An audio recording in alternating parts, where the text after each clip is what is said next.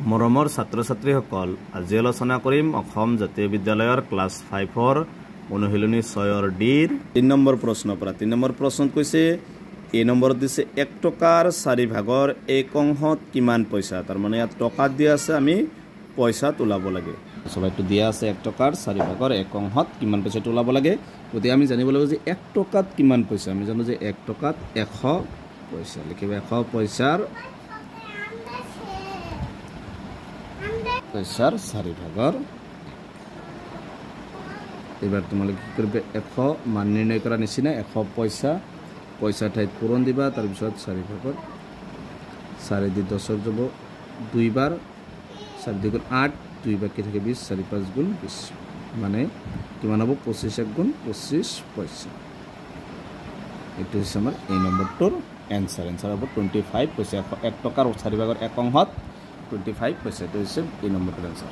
B নম্বৰটো দিছে 2 মিটাৰৰ 5 ভাগৰ 2 অংশত কিমান সেন্টিমিটাৰ। এবাৰ 2 মিটাৰৰ 5 ভাগৰ 2 অংশত কিমান সেন্টিমিটাৰ হেতু ওলাব লাগে। তো চাবা 2 মিটাৰৰ 5 ভাগৰ 2 অংশত কিমান সেন্টিমিটাৰ। গতিকে মিটাৰটো সেন্টিমিটাৰ লিম। গতিকে আমি জানো যে 1 মিটাৰত কিমান সেন্টিমিটাৰ 100 সেন্টিমিটাৰ। 2 মিটাৰত কিমান সেন্টিমিটাৰ 200 সেন্টিমিটাৰ।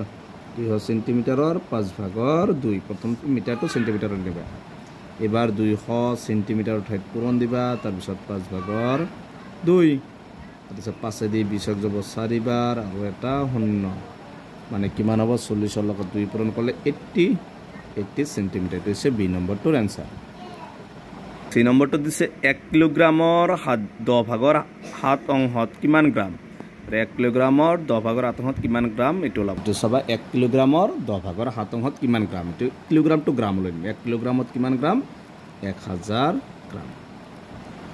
1000 গ্ৰামৰ 10 ভাগৰ 7 1000 গ্ৰামৰ ঠাইত পূৰণ দিবা। তাৰপিছত 10 ভাগৰ 7 এই 0 কেনসেল। 100 লগত 7 পূৰণ কৰিলে কিমান হ'ব 700 গ্ৰাম। এটো হৈছে আমাৰ সি নম্বৰটোৰ এনসাৰ। ডি নম্বৰত দিছে 1 ডজন পেন্সিলৰ 6 ভাগৰ 1 অংশত কিমান ডাল পেন্সিল। আমি 1 ডজনত কিমান ডাল এটো আমি ওলাব লাগিব। 1 ডজনৰ পেন্সিলৰ 6 ভাগৰ 1ত কিমান ডাল পেন্সিল হ'ব। গতিকে 1 ডজন মানে আমি জানিব লাগিব 1 ডজনত কেইটা 12টা পেন্সিলৰ 6 ভাগৰ 1 12টা পেন্সিলৰ ঠাইত পূৰণ দিবা 6 ভাগৰ 1 6 দি 12 কেইবাৰ যাব 2 বাৰ 2 1 গুণ 2 2টা পেন্সিল। কেইটা পেন্সিল পাইছো আমি 2টা পেন্সিল। ই নম্বৰ দিছে 3/25 মিটাৰত কিমান সেন্টিমিটাৰ। এটো চাবা 3/25 মিটাৰত কিমান সেন্টিমিটাৰ এটো ওলাব লাগে।